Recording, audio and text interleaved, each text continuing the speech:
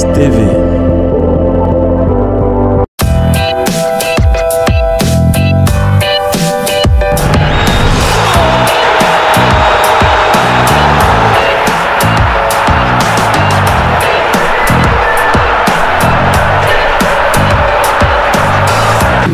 Salut, n'est-ce pas, vous êtes sur GFM TV, donc vous fait suivre Écho de la CAN. Écho de la CAN, c'est la dernière production donc dans nos plateformes concernant la Coupe d'Afrique des Nations. Il faut noter que c'était pendant un mois, et pendant un mois, on vous a fait vivre, n'est-ce pas, tout ce qu'il y avait comme actualité ou encore événement du côté du Cameroun. Maintenant que la Coupe d'Afrique des Nations est finie, donc on va aussi mettre dans nos tiroirs cette production d'Écho de la CAN. Mais avant, tous les programmes de GFM TV continuent, bien évidemment. Il y a cette Sport Matin que vous aurez donc chaque mardi et chaque vendredi, comme il est de coutume. Il y a également Échange avec, qui continue, n'est-ce pas, à vous faire vivre des interviews donc de haute classe avec des personnalités du football. Nous, on va, n'est-ce pas, parler dans cette édition spécialement du Sacre du Sénégal, le Sacre du Sénégal et quelques événements de la Coupe d'Afrique des Nations. Mais avant, vous allez juste nous permettre de prendre une petite pause et puis on revient derrière. Installez-vous bien. GFM TV.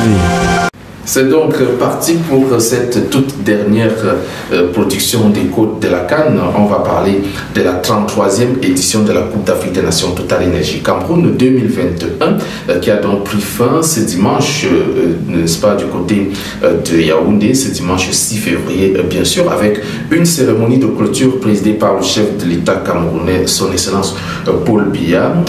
On a donc eu droit à des prestations artistiques pour un show d'avant-match, bien sûr, et une parade culturelle qui nous a permis de voir quelques sonorités du côté du Cameroun.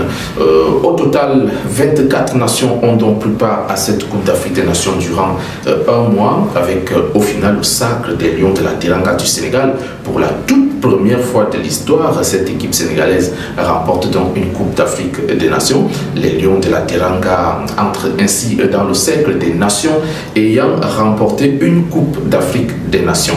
Plusieurs distinctions ont accompagné cette fin de compétition, avec le titre de meilleur joueur qui a donc été décerné à Sadio Mané, l'attaquant de Liverpool, qui a marqué le dernier penalty sénégalais, qui a aussi quand même poussé cette équipe à la victoire. Son compatriote gardien de but Edouard Mendy, lui, a terminé comme meilleur gardien de but, nommé par la Confédération africaine de football, même si beaucoup voyaient, n'est-ce pas, Gabaski, le gardien de but égyptien, qui depuis les huitièmes de finale a porté cette équipe égyptienne. Mais les critères aussi, il y a un petit détail, la CAF pourra, n'est-ce pas, nous le dire, mais dans beaucoup de médias, on parle de Gabaski comme meilleur gardien du tournoi, qui est d'ailleurs sorti homme du match lors de cette finale. Nous, on ne va pas épiloguer dessus, on ne va pas débattre dessus, c'est pas le sujet. On se fie à ce que la CAF nous a donné comme argument. Je reprends donc, c'est Edouard Mendy qui a terminé meilleur gardien de la Coupe d'Afrique des Nations. Maintenant, côté des buteurs, c'est Vincent Aboubakar, le capitaine des Lions indomptables du Cameroun, qui est sacré meilleur buteur du tournoi avec 8 réalisations. Sur le podium, donc, on retrouve en 3e place les Lions indomptables du Cameroun qui terminent donc 3e avec la médaille de bronze. Ils ont battu le Burkina Faso lors du match de 3e place au tir au but.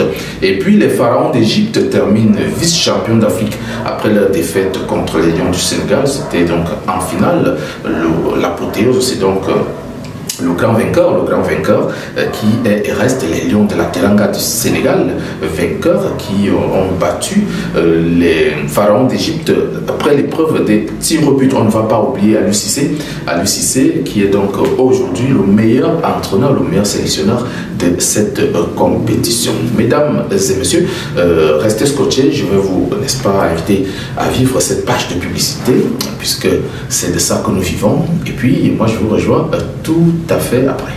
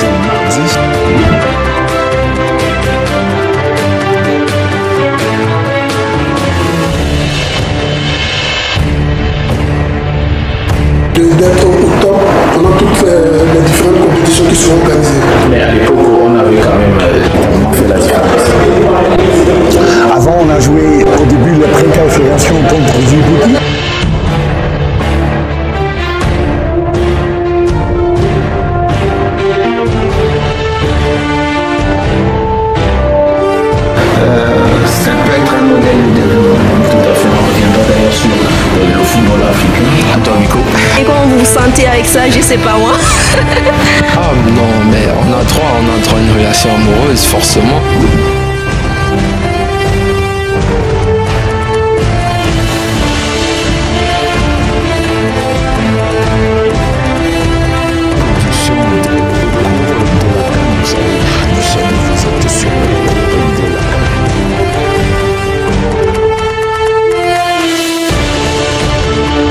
GFIEMS TV. Oui, on reste à la Coupe d'Afrique des Nations Cameroun 2022 et on va parler des débutants, des sélections qui ont, n'est-ce pas, affronté pour la première fois cette compétition. On va évoquer deux sélections qui découvraient la Coupe d'Afrique des Nations et qui ont épaté, qui ont ébloui les observateurs investis du football. D'abord les Comores qui, pour leur première participation à une Coupe d'Afrique des Nations, ont pu franchir le premier tour alors qu'ils étaient logés dans le groupe C, où on vendait très moins cher, n'est-ce pas, leur peau. Deux défaites dès l'entame de cette compétition. On était certain que tout était fini pour le groupe d'Amir Abdou, mais cette victoire arrachée à la dernière rencontre face au Ghana a propulsé cette équipe au 8e de finale. C'était une victoire 3-2 face au Black Star du Ghana.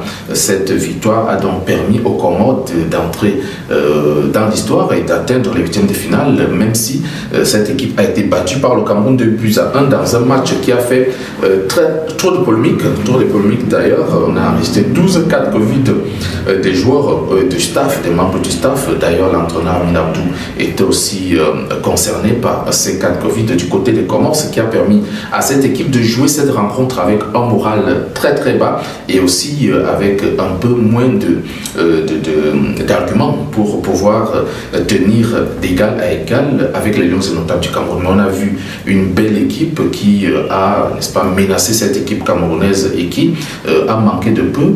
Pourquoi pas de la mettre en difficulté.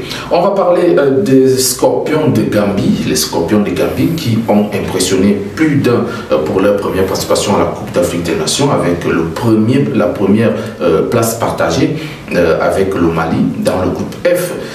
Ils ont, n'est-ce pas, eu 7 points dans ce groupe.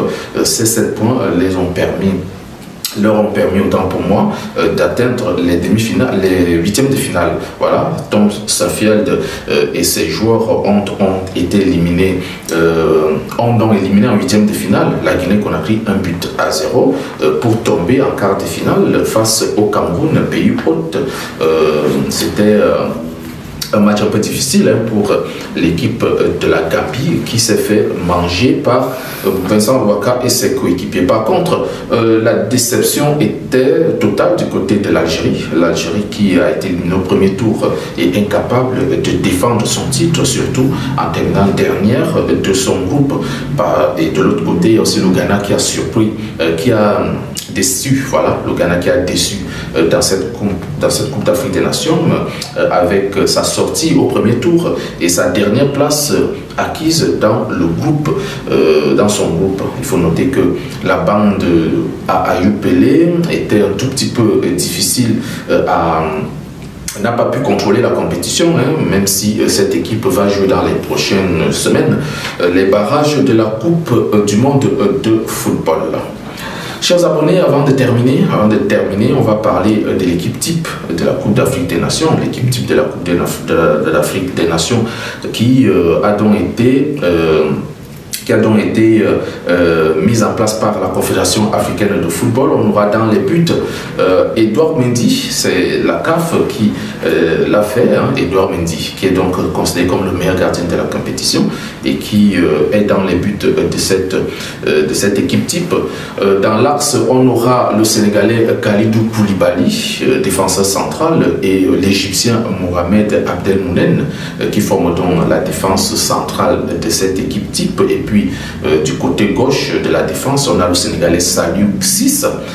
Du côté droit de la défense, c'est le Marocain Achraf Hakimi qui règnent donc en maître de ce côté-là. Et puis on a deux milieux de terrain, dont l'équato-guinéen Iban Salvador Etou, qui a, n'est-ce pas, fait de très très belles choses dans cette compétition. Et il s'est fait illustrer, notamment dans le match contre l'Algérie et même dans les matchs des huitièmes et des quarts de finale. Et puis il y a le Burkinabé Ibrahim Blati Touré, qui a aussi, n'est-ce pas, été très très bon dans cette compétition et qui est en place au milieu de terrain de cette équipe type. Du côté du milieu de terrain gauche ou de l'attaque gauche, si vous voulez, c'est le Sénégalais Sadio Mané, considéré comme le meilleur joueur de cette compétition. Et puis à droite, on a l'Égyptien Mohamed Salah qui règne aussi du côté droit de cette équipe type en attaque. On a donc Vincent Aboubakar, le meilleur buteur de la compétition, qui est considéré comme l'artificier de cette compétition et qui a d'ailleurs eu le soulier d'or. Et puis à côté de lui, on a son compatriote Toko Karl Ekambi, qui est deuxième meilleur buteur de la Coupe d'Afrique des Nations avec 5 buts. Voilà donc en gros l'équipe type de cette Coupe d'Afrique des Nations dressée par la CAF, même si dans les buts on réclame, certains réclament la présence de Gabaski. Je le dis encore, ça dépend des critères de la CAF. On va terminer avec quelques petites informations toujours concernant la Coupe d'Afrique des Nations. C'est les primes versées aux différentes équipes qui ont atteint les quarts de finale, les demi-finales et puis la finale. On va commencer par ce que a empoché toutes les équipes qui ont atteint les quarts de finale. C'est 671 530 830 francs CFA. Voilà la somme que toutes les équipes qui ont participé au quart de finale ont donc reçu. Les équipes qui ont atteint les demi-finales ont empoché chacune 1 257 334 000 autant pour moi. Les équipes qui ont atteint les demi-finales ont, n'est-ce pas, empoché chacune 1 257 334 320 francs CFA. Voilà. Et puis le deuxième, donc le vice-champion d'Afrique, repart donc du Cameroun avec 1 571 667 900 francs CFA. C'est l'Égypte, bien sûr. Et à la fin, le vainqueur, le grand vainqueur, les Lions de la Teranga du Sénégal, repartent donc et empochent cette colossale somme de 2 857 578 000 CFA. Donc voilà la prime que remporte le vainqueur de la CAN Cameroun Total 2022. Chers abonnés, voilà, j'ai trop parlé aujourd'hui, c'est la fin des codes de la CAN. On ne reviendra plus avec ce programme, bien sûr, mais vous allez nous suivre dès l'année prochaine, lorsqu'on sera du côté d'Abidjan en Côte d'Ivoire. On reviendra avec une autre production de Écho de la CAN. Moi, je vous invite à rester scotché sur Difference TV. Abonnez-vous et partagez au maximum. Laissez-nous des commentaires. Nous sommes sur YouTube, Facebook ou Instagram. Et puis, faites grandir la communauté. Rendez-vous donc vendredi pour une autre édition de Sport Matin. Sport Matin, donc, qui vous fait le plaisir de vous distiller des informations sportives. Portez-vous bien et à bientôt.